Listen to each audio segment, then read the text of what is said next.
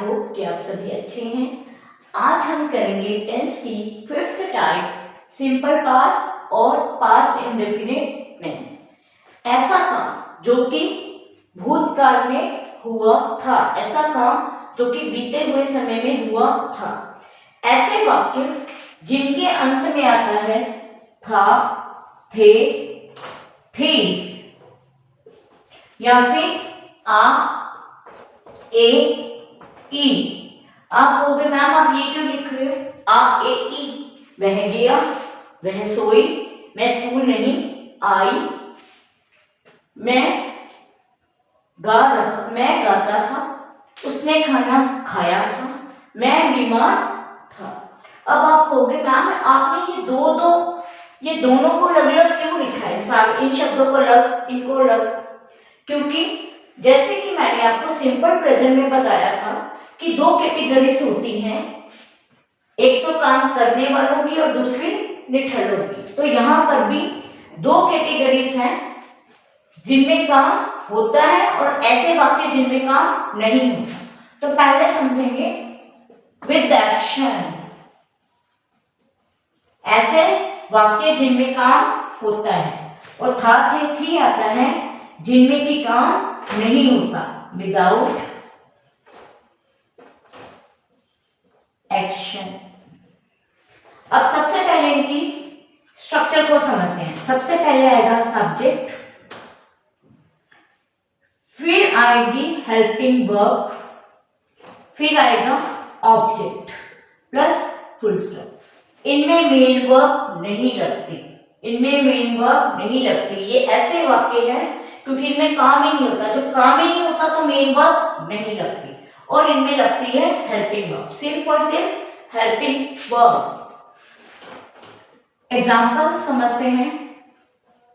मैं कल बीमार था,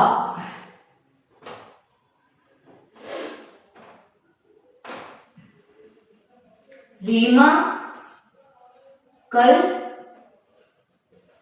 स्कूल में उपस्थित थी। मैं, सबसे पहले सब्जेक्ट मैं, आई, हेल्पिंग वर्ब इसको देख के लगती है। अब देखिए इसके साथ क्या लगेगा। यहाँ पे I, he, she, it singular यानी कि एक चीज, इनके साथ लगेगा was, you, we, they plural ज्यादा, इनके साथ लगेगा वर। अब आई के साथ क्या लग रहा है? वॉज, आई वॉज, बीमार के लिए सिक, कल बीमार था, बीता हुआ कल, बीते हुए कल को इंग्लिश में बोलते हैं yesterday, I was sick yesterday। Reema कल स्कूल में उपस्थित थी, रीमा। गर्ल है, शी के साथ देखिए was, she was, Reema was, उपस्थित के लिए प्रेजेंट, में के लिए इन, स्कूल में द स्कूल। रीमा कल स्कूल में प्रेजेंट थी, Reema was present in the school.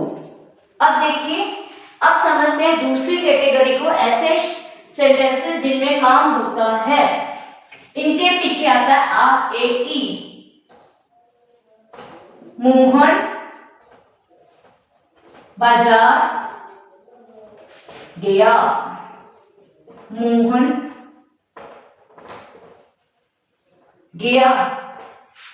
और इनकी सबसे पहले मैं आपको स्ट्रक्चर समझा दूं। इनकी स्ट्रक्चर है सबसे पहले सब्जेक्ट प्लस हेल्पिंग वर्ब इनमें नहीं लगती, मेन वर्ब लगती है, लेकिन मेन वर्ब की लगती है second form. Subject plus verb की second form plus object plus full stop. Mohan गया, गया मतलब जाना, इंग्लिश में जाना को कहते हैं गो, और गो की सेकंड फॉर्म है वेंट।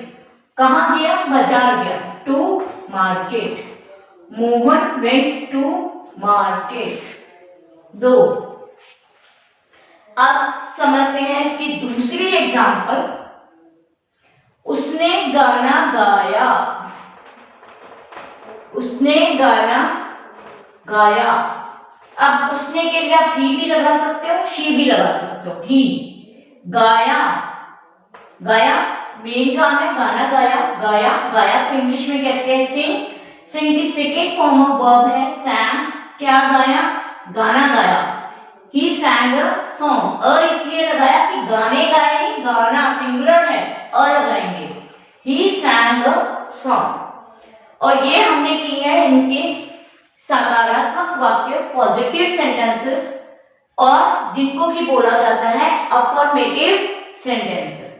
अब हम करते हैं पास्ट इंडेफिनिट की नेगेटिव सेंटेंसेस। कौन से? नेगेटिव। सबसे पहले इनकी स्ट्रक्चर को समझते हैं। देखिए इनकी स्ट्रक्चर जिनमें था थे थी वाले सेंटेंसेस में नहीं आता है नेगेटिव बनाने हैं। ऐसे सब्जेक्ट, ऐसे सेंटेंसेस जिनका कि आंसर नहीं में दिया जाता। मैंने खाना नहीं खाया, तुम मेरे घर नहीं आए, मैं कल बीमार नहीं था, वह चालाक नहीं थी। अब हम इसके स्ट्रक्चर को समझते हैं। सब्जेक्ट प्लस हेल्पिंग वर्ब यानी कि वॉज या वर। बस सिंपल, बहुत सिंपल। इसके बाद लगा देना है नॉट, फिर लगाना है ऑब्जेक्ट, फिर लगाना है फुल स्टॉप। अब समझते हैं इसका एग्जांपल। मैं कल ठीक नहीं था। मैंने अफर्मेटिव में भी ये लिया कि मैं कल बीमार था, ये इसलिए अभी ले लूं, या फिर बीमारी ले लूं। मैंने इसलिए ये एग्जांपल लिया है ताकि आप एक ही सेंटेंस को तीनों में अच्छे से समझ सको कि एक ही सेंटेंस को मैंने अफर्मेटिव, नेगेटिव और आगे इंटरोगेटिव में मैं कैसे बनाऊंगी। मैं कल बीमार नहीं था। ये आपकी बेटर अंडरस्टैंडिंग के लिए मैंने सेम सेंटेंस लिया है। I subject, helping verb was के बाद देखिए नॉट, बीमार सिक, बीता हुआ कल yesterday. I was not sick yesterday. अब एक इसी का दूसरा एग्जांपल डिफरेंट लेते हैं। राम निर्दोष नहीं था। देखिए ये ऐसा सेंटेंस है जिनमें कि काम तो नहीं होता, लेकिन इसमें राम को डिस्क्राइब किया गया है। तो ऐसे सेंटेंसेस भी हम इसी स्ट्रक्चर के साथ बनाएंगे। राम ही है वॉज वर्ड के बाद नॉट, निर्दोष के लिए innocent. Ram was not innocent. अब हमने ये वाली टाइप समझ ली, ये वाली कैटेगरी समझ ली जिनमें कि कोई काम नहीं होता। अब हम दूसरी कैटेगरी को समझते हैं जिनमें कोई काम होता है। ऐसे में नेगेटिव, ऐसे सेंटेंसेस जिनका कि नेगेटिव में आंसर होता है, नेगेटिव में बनाए जाते हैं, नहीं के साथ बनाए जाते हैं, उनमें कैसे बनाया जाता है इंग्लिश में, उन्हें कैसे बनाया जाता है। अब इसकी स्ट्रक्चर है सब्जेक्ट, क्योंकि इनमें हेल्पिंग वर्ब नहीं लगती, इनमें मेन वर्ब लगती है। सब्जेक्ट। अब देखिए इसमें मेन वर्ब तो मैंने अफर्मेटिव में वर्ब की सेकंड फॉर्म यूज की थी, लेकिन नेगेटिव बनाने के लिए हमेशा कोई ना कोई हेल्पिंग वर्ब चाहिए होती है। अब इसमें तो बहुत इजी था, हेल्पिंग वर्ब लगी हुई थी, मैंने यहाँ पे उसके बाद लगा दिया नॉट, लेकिन यहाँ पर तो कोई हेल्पिंग वर्ब ही नहीं है भाई। अब हम क्या करेंगे, इसकी हेल्प करेंगे। कैसे करेंगे? हम इसे अपनी तरफ से एक हेल्पिंग वर्ब देंगे। ऐसे कैटेगरी जिनमें कि कोई काम होता है, जिनमें हेल्पिंग वर्ब यूज नहीं होती, सिंपल पास्ट में नेगेटिव बनाने के लिए हम वहां पे अपने से एक वर्ड ऐड करते हैं डिड। डिड के साथ लगाते हैं not.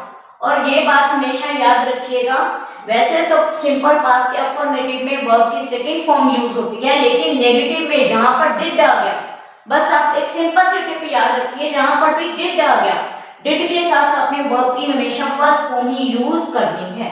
We have to use always the verbs first form with did. Subject did plus not plus verb की first form plus object plus full stop. अब देखिए मैंने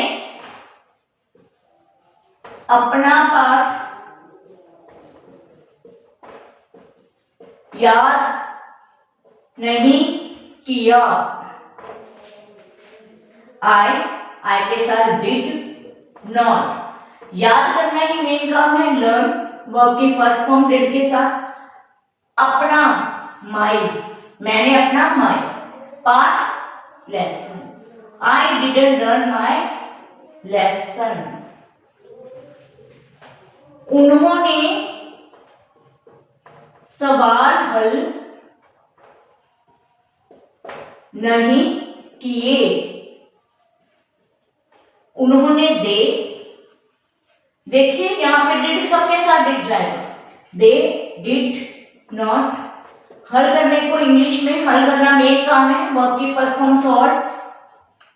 क्या नहीं हल किए? सम, सवाल, the sum. They did not solve the sums. I hope कि अभी आपको नेगेटिव भी बहुत अच्छे से समझ में आ गया है। अब हम करते हैं सिंपल पास्ट की इंटरोगेटिव टाइप। कौन से? इंटरोगेटिव। ऐसे सेंटेंसेस जिनमें कि प्रश्न पूछे जाते हैं, क्वेश्चंस पूछे जाते हैं। इसमें भी दो कैटेगरीज है, without action and with action, जैसे कि हम ऑलरेडी कर रहे हैं दोनों कैटेगरीज में। अब इसमें सवाल अगर पूछा जाए, वही मैं सेम एग्जांपल लूंगी ताकि आपको इजीली समझ आ जाए। क्या आप कल बीमार थे? अब सबसे पहले स्ट्रक्चर को समझते हैं। स्ट्रक्चर इसमें बहुत इजी है। इसमें हेल्पिंग वर्ब यूज होती है वॉज या वर। करना कुछ नहीं, सिर्फ वॉज वर्ब को आगे ले आना है, हेल्पिंग वर्ब को आगे ले आना है। वॉज या फिर वर plus subject plus object plus question mark. अब आप यू के साथ हेल्पिंग वर्ब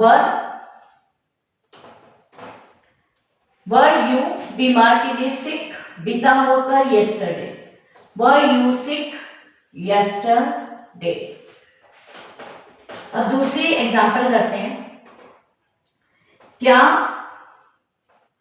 रीमा कल स्कूल में हाजिर या उपस्थित, कुछ भी बोल सकते हैं, थी? रीमा के साथ क्या लगेगा? वॉज। इसको आगे ले आए, वॉज रीमा। उपस्थित के लिए प्रेजेंट, में के लिए इन, स्कूल के लिए द।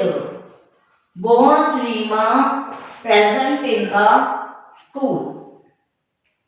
अब नेक्स्ट कैटेगरी की तरफ चलते हैं जिनमें कि एक्शन होता है, काम होता है।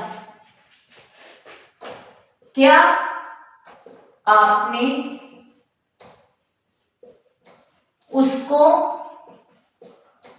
कुछ पैसे उधार दिए? इसमें काम क्या हो रहा है? उधार देना। हाँ जी, ये भी काम ही होता है, ये भी वर्ब। ऐसे सेंटेंसेस जिनमें कि मेन वर्ब हो, इसमें भी उधार देना वर्ब ही है, उधार दिया। अब इसकी स्ट्रक्चर को समझते हैं। देखिए इसकी स्ट्रक्चर इजी थी, जिसमें काम नहीं होता था, वॉज वर्ब को आगे लिया। लेकिन इसमें काम नहीं होगा। नेगेटिव बनाने के लिए हमने इसको एक हेल्पिंग वर्ब अपने से दी थी, डिड। इसमें भी अब हेल्पिंग वर्ब तो कोई यूज नहीं होती, तो इंटरोगेटिव में भी हम हेल्पिंग वर्ब अपने से देंगे। तो यहाँ पे हेल्पिंग वर्ब देंगे डिड, सेम ही देंगे, डिड। नेगेटिव में भी डिड, इंटरोगेटिव में भी डिड। फिर आएगा सब्जेक्ट, फिर आएगा वर्ब की फर्स्ट फॉर्म, क्योंकि मैंने आपको बताया है कि डिड के साथ आपने हमेशा वर्ब की फर्स्ट फॉर्म ही यूज करनी है। डिड सब्जेक्ट प्लस वर्ब की first form plus object plus full stop. Did subject है आपका, आपने यू। मेन वर्ब उधार देना, बोरो। किसको? उसको, हिम। क्या दिए? कुछ पैसे, सम मनी। डिड यू उधार देना, मेन काम बोरो, उसको हिम कुछ पैसे, some money. Did you borrow him some money. अब सेकंड करेंगे। क्या उसने खाना बनाया?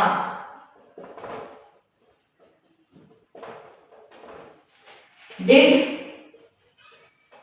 उसने, शी, गर्ल्स ही बनाती हैं तो मैंने शी लगाया मोस्टली, ऑलमोस्ट। डिड शी खाना बनाया तो इंग्लिश में कहते हैं कुक, जो कि ऑलरेडी वर्ब की फर्स्ट फॉर्म है। डिड शी कुक खाना, द फूड, लास्ट में आएगा question mark. Did she cook the food.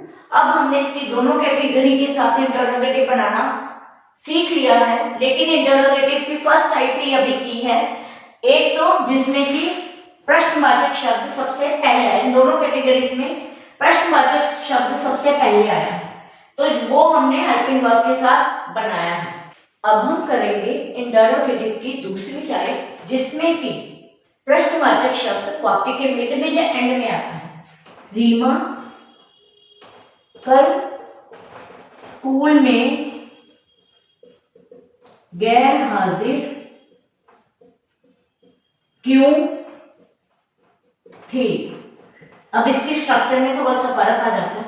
सबसे पहले आता है WH वर्ड, फिर आती है हेल्पिंग वर्ब। जैसे कि सबसे पहले हम हेल्पिंग वर्ब को आगे लेके आते हैं, सेम स्ट्रक्चर है, बस इसके आगे हमने क्या लगा देना है, WH word plus subject plus object plus कुछ। देखिए सेम ही है, आगे हम ये वाले स्ट्रक्चर अपनाते थे, वॉज या फिर वर प्लस सब्जेक्ट प्लस ऑब्जेक्ट। इसमें भी कोई मुश्किल नहीं है, बस हमने एक WH वर्ड ही ऐड किया। अब WH वर्ड क्या है, क्यों, वाई। रीमा शी है, शी के साथ क्या लगेगा, वॉज, तो हेल्पिंग वर्ब क्या लगेगी, was. Why was, subject Reema, गैर हाजिर एब्सेंट, स्कूल में इन में, school the. Why was Reema absent in the school. कुछ नहीं, बहुत सिंपल है, हेल्पिंग वर्ब आगे लानी है, बाकी structure same, subject plus object से, और हेल्पिंग वर्ब के आगे भी क्या लगा देना है, एक WH वर्ड। ये कब करना है, जब प्रश्नवाचक शब्द सेंटेंस के मिड में या एंड में आए। अब दूसरी कैटेगरी में यही बड़ी चीज करते हैं, जिसमें काम होता है आपने उसकी मदद क्यों की। अब इसकी स्ट्रक्चर को समझते हैं। WH word plus helping verb, इसमें काम नहीं होता तो हेल्पिंग वर्ब अपने से देते हैं, did plus subject plus main verb plus object. Did के साथ हमेशा वर्ब की फर्स्ट फॉर्म आती है, plus object plus question mark. हाँ जी, क्यों, वाई, हेल्पिंग वर्ब तो डिड ही लगनी है, सिर्फ उनमें जिनमें काम होता है, जिनमें नहीं होता वहां पे वॉज वर्ब। वाई डिड, आपने, सब्जेक्ट यू, मदद। मेन काम क्या है, मदद करना, मदद को इंग्लिश में कहते हैं हेल्प। उसकी, him, why did you help him, why did you help him.